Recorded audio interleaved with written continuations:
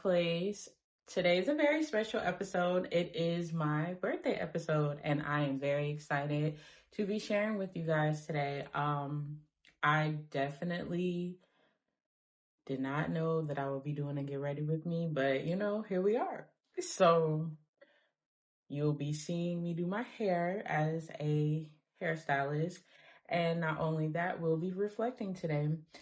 So let's get started. So today's episode, of course, is about peace, sound mind, and what 30 looks like for me now. And of course, you couldn't have told me that I would be doing what I'm doing right now, which is sharing my stories and testimonies, if you will. And I used to think that peace was outside of me, but now at 30, I am learning that peace is something that I can protect. Having a sound mind is something that God gives us. And as we grow and learn that, we learn to know that He is our keeper. He is He is our Father. He is the person that provides all of our needs, and we don't have to fear what we think of this world or what's to come or how things are coming about, So something that I used to struggle with was worrying. I used to worry about a lot, and given my upbringing, and kind of being unsure a lot of the time. I didn't know what the future holds, so I didn't know 30 would look like this. I didn't know what to expect out of life, let alone the people around me. And I only had a few people like my dad and my stepmom and some of my cousins that I really knew okay, this is who I can come to if I need real guidance and real help. I didn't later get to know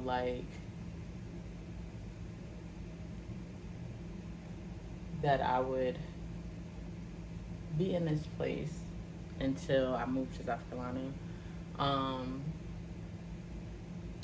And on the previous episodes, I kind of shared where I was from before I moved to South Carolina as a little girl, but in my 20s, I actually went back to that place to revisit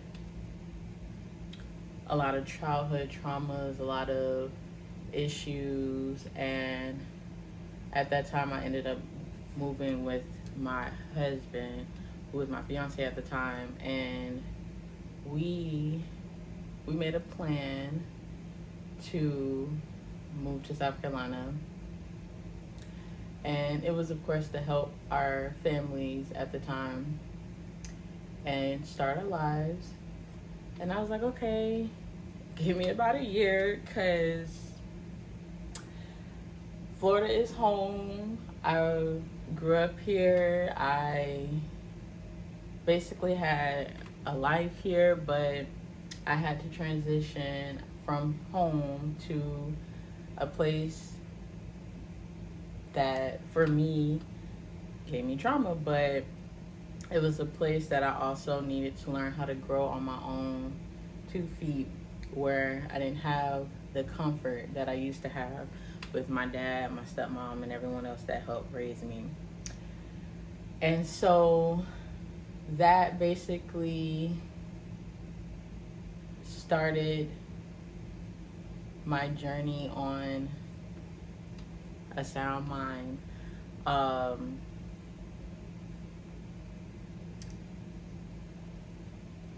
Once I moved to South Carolina, I kind of started having this desire to be in a church home, because I didn't know what was coming, honestly. Like, I knew how my, I knew what, I had an idea of how things could go, and that worried me a lot because I am an optimistic person.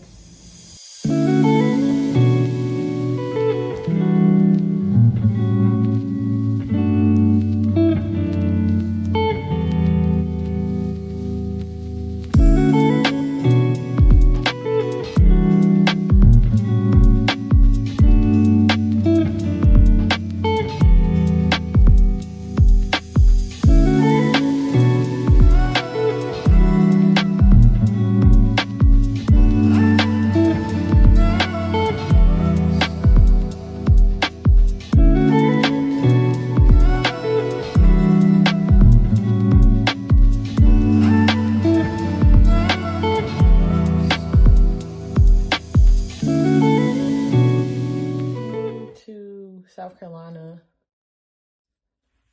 um, I had this desire to have a church family, like be around community. I kind of touched on it before, but the village raised me very much. Like, even though I live with my dad, like there were a lot of women in my life that actually helped to build me and become who I am now. So I am grateful to be able to know what community is, but also desire that now in my adult life. And so I've kind of didn't really have anybody for a long time because I was moving back to South Carolina. I had to go through this process of undoing or unlearning a lot of the things that I thought I knew, but then also having to relearn or discover life as it is now. And in my 20s, like I was very young. I was like 22 when I moved to South Carolina. So I dropped out of college. I was engaged. I had family calling and needing help and needing a lot that at the time I was like, I can't do this by myself. Like, I need community. So I had this desire for a church family, and we found one. Abiding Word Family Ministry is my church home, and my husband used to work at a job where he met one of the ministers there named Mr. Stacy, and he invited us to church because at the time we were looking, and he knew how much I wanted to be in church and how much we needed that for us as a foundation.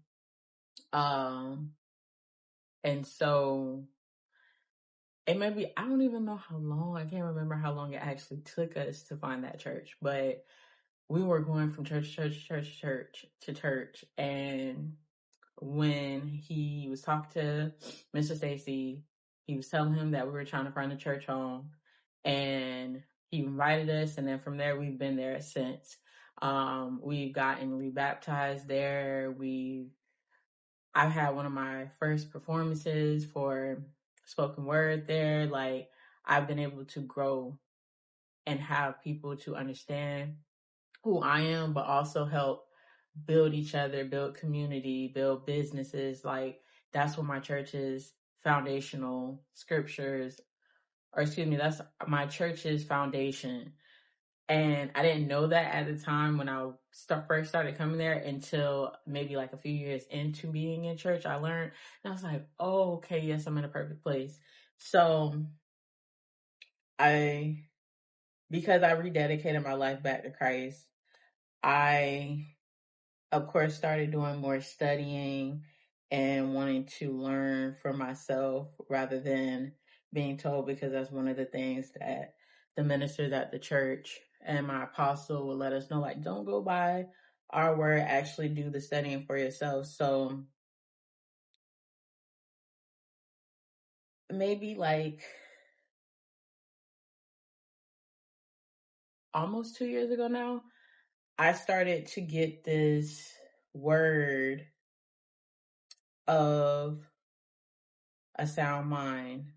And it was because at this point, I've been in South Carolina for years, and I was already in therapy, working out all the issues that I was having. I had the tough conversations with people that I felt I needed to have those conversations with.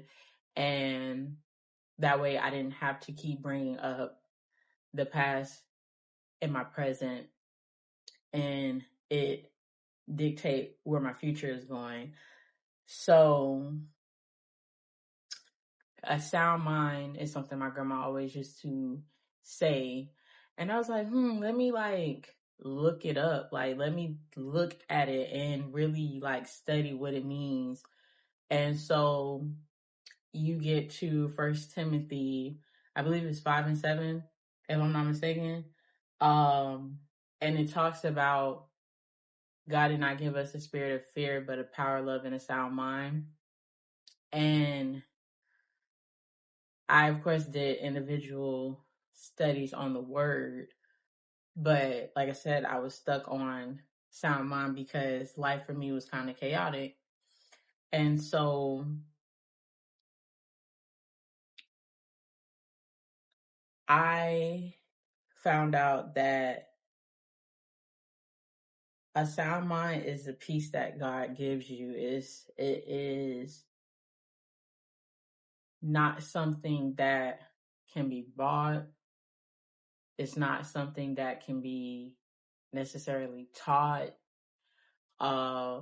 You go through the process of life and you really trust that God is going to give you this,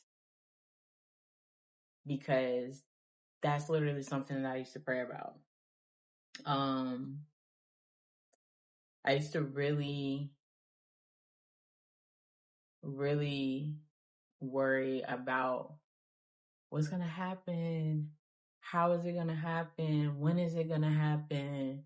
Why is this happening? Why is it happening to me? And I used to just be very worrisome. And I didn't have to be, because once I realized and learned that trials happen for us to grow, trials happen for us to develop, and trials happen for us to learn more about ourselves, learn what we're actually capable of and what God created in us. And I don't think if I ever would have moved to South Carolina, I wouldn't have been able to really learn that. And now what it means for me to have a sound mind is that I can trust God for the hard things, for the little things, for the big things. I don't have to worry about when it's going to happen. If he gives me a desire, I know that he's going to fulfill it. I just have to keep working on me and working on what he's called me to do. And being still helps you to learn that sometimes in your boredom, that is causing you to focus and is causing you to be able to do the thing that you're supposed to do. And for me, I was so busy with other people's problems or what everybody else wanted me to be, I didn't have time to focus on me and what I needed for myself. So now I'm a completely different person because I took the time to really stop, drop everything, and focus on what he's called me to do. And now I have more peace than I've ever had in my life. And I'm grateful for that.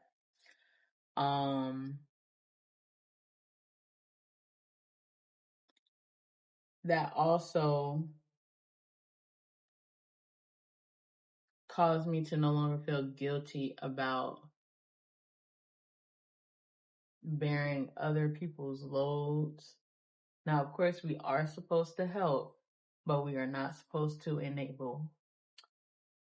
And enabling someone can stunt their growth. It can stunt what God is trying to do in their lives. And that's not something that I want to be responsible for, nor do I want to miss out on my own blessings because I'm not being obedient. So I had to learn how to really say no and stand in that no and have healthy boundaries with people, even the people that I love and I desire a relationship with. Sometimes it's not good for you to continuously carry their load and them not carrying their own load and expecting you to do all the work for them. So it's a sound mind is no longer optional. It's a standard. And I no longer desire to be anyone's punching bag or anyone's doormat where they can dump and get what they need and then leave. We all need to be poured into. And that's just not a little bit of time. That's all the time. And a lot of the times too, we need God to pour into us rather than us keep giving and not learning how to receive. And I had to learn how to receive what he's trying to give to me. So for me, boundaries are not a bad thing. It helps you keep what you need and say no to what you don't. And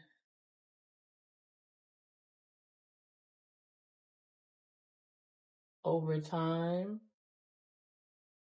I just learned to love me a little bit more than I used to. And prayer has helped.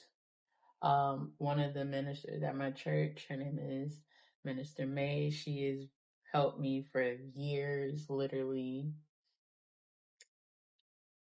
show me and walk with me that you don't have to know everything, but when it's time for you to learn, God is going to show you. And I've had a lot of learning experiences. As long as you're willing to continue to learn, also, you will be able to grow in a deeper level. So continue to allow God to pour into you, but also pour into yourself what he's showing you. In my stillness, I've been able to actually do this. Sometimes I feel a little crazy, but I know that is for a purpose, is to help someone be able to become their most authentic self and to learn how to love and care about themselves while also still caring for others and their needs with boundaries. You can't do everything. Some things are not meant for you to do. And even my faith had to learn it's okay to feel low, but God met me there. Just not in my praise, but also with my quiet questions. He does hear your thoughts. He's definitely have heard my thoughts. And he's answered me. And I don't have to, like I said, I don't have to worry too much anymore. Because I have built trust in him to help me along the way.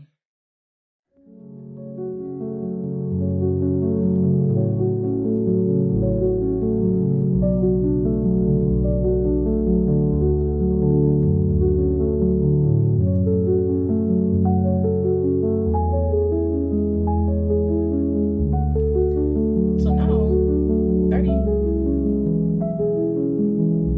So now entering into 30, a lot of people think that's old, but that is not old. That is just, you're just getting started. And I am literally just getting started. I used to think that I had to have the same accolades as my peers and had to have a college degree and all these things. And sometimes a college degree is actually something you need for whatever field God is leading you into. But for me, like becoming a natural hairstylist is something that I love to do ever since I was a little girl. Like I didn't have the desire to always wear weave unless it was for a protective style or to give my hair a break from flat ironing because they used to burn my hair a lot. And keep it straight because of societal standards. But at some point, I was like, I want to love myself as God sees me naturally. I don't want to have to do too much for me to feel pretty and beautiful. So I learned how to do my hair. I learned how to really take care of my hair and grow my hair. And now I want to do that for other people. And I've been doing that for since I was 9, but I've been doing hair professionally for the last almost 5 years now. And that was because of God leading me into my purpose and really understanding that I didn't have to do too much. I always had it in me, but I am licensed and certified. So that is the accolade for me in this world. I've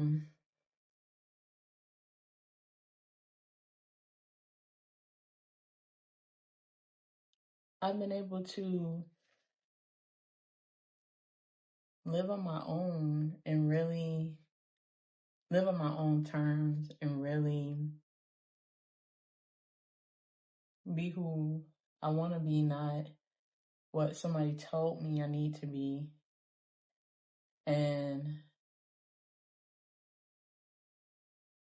I don't know what 30 is going to fully be like, but I know that I'm going to be me and I'm going to have fun and I'm going to love myself in the process. And you can't ask for more than that. Like I said, I want the things that money can't buy. And that's having peace, joy, being able to laugh organically and naturally without it being about someone or something, just having a good time.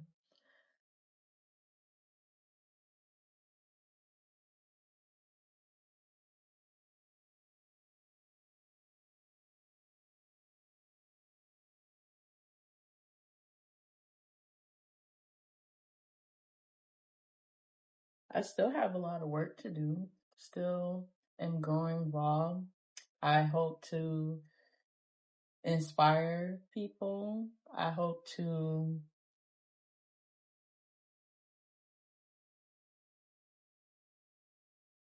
have, different pop-up events and, you know, be a resource for others to find a good photographer. For example, my cousin is doing my pictures today, and she's in the Jacksonville area if you need her.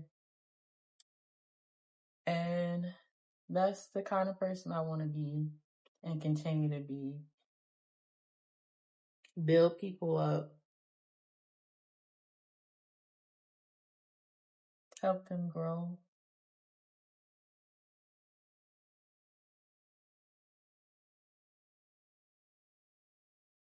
We're going to go together.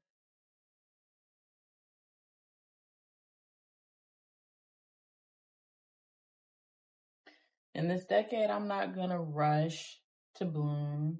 I'm going to grow slow, sound, sacred. And I trust that the pace that I'm on is going to continue to help me process and be the most I can be, and to learn to trust the mind that God has given me.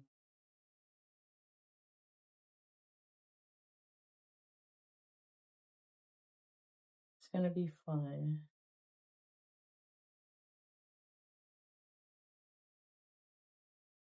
We're going to bloom. I think I'm off.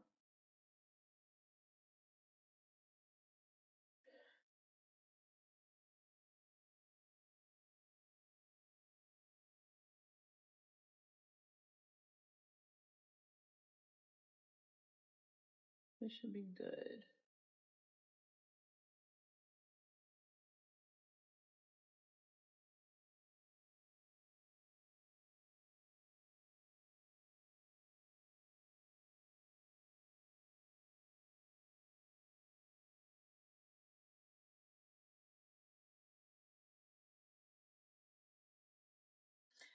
So this is kind of my look for my hair.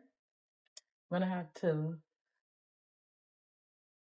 make sure I got everything touching. See, like this one. I had these in for like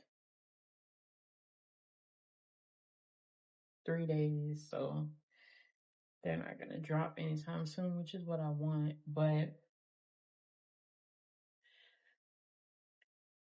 tell me what you think, guys, about the episode, what you thought. Your mirror. So for our mirror moment this episode,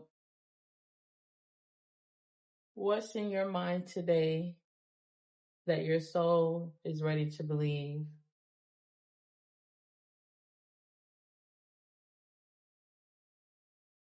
How do you think is leading you to your purpose?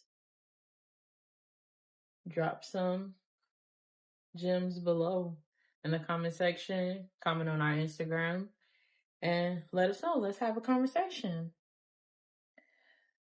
I'm going to insert some more clips later today of how the photo shoot goes. And thank you for getting ready with me.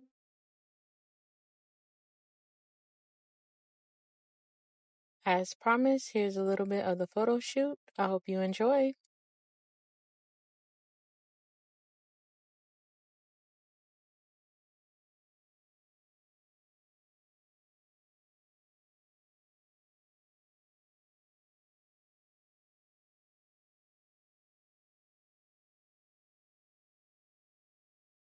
Hey, you. You wouldn't believe how far you've come. There was a time that you would be embarrassed to speak about your setbacks and failures because you were too afraid to be judged. You carried so much fear, sadness, and even anger. You decided a long time ago that you would deal with the pain so it wouldn't hinder your life. You made it your job to make everyone you knew feel seen and being understanding to how hard life could truly be. Even though you didn't share your deepest fears and doubts, you knew how it felt to be overlooked and left out. During it all, you gave so much, accepting the little things even though it wasn't enough. You smiled your way through as you've been growing up. When adulting first started, you were just going with the flow. You wanted to finish school, but your focus wasn't present. You worried about your family, constantly stressing, so much so you dealt with a lot of years of neglecting. You suffered with chronic migraines and even severe weight loss. You didn't look like yourself, and that was all that everyone could talk about. By the time you were already out of your comfort zone, living in South Carolina, away from home, you did everything in your power to gain a sense of understanding, but it was too hard to handle. So you tapped into your walk with Christ and went to therapy, and that helped you manage. People pleasing was one of the main things you can no longer ignore. You couldn't be what everyone needed, even though you wanted to help. You had to learn that it was okay to take time and take care of yourself. Learning to rest and be patient. Life was never supposed to be rushed. And a lot of the times you were being too tough, not giving yourself the same grace you gave everyone else. You learned to stop chasing what everyone else wanted you to be. You learned that when you truly accept Jesus, you are indeed really free. You learned that your vulnerability is your greatest strength. You found your love for traveling and having fun experiences. You found your love for cooking and creating a safe space for wellness. You rediscovered your love for poems and styling hair. You stepped out of your shyness and even started performing your spoken words. You've traveled for your clients and poured into them what God has poured into you. And you finally shared your light without shrinking back. Girl, I'm so proud of you. If I'm being honest, you have some huge dreams ahead, but with God, you're going to conquer it all. You will have multiple salons, even have that women's center you dreamed about. You no longer have to be afraid because you know fear doesn't come from the Lord. He gave you power, love, and a sound mind. You will have exactly what He has planned for you and more. And no more feeling ashamed for how things have turned out. It's okay to restart and hold space for the new things to pave out. It's okay to say no to the things that may try to tempt you to go astray. You can have joy without guilt, and you can bloom as the flower that you're supposed to be, shining your light for all to see. Cheers to your 30s. It'll be a great time, you'll see.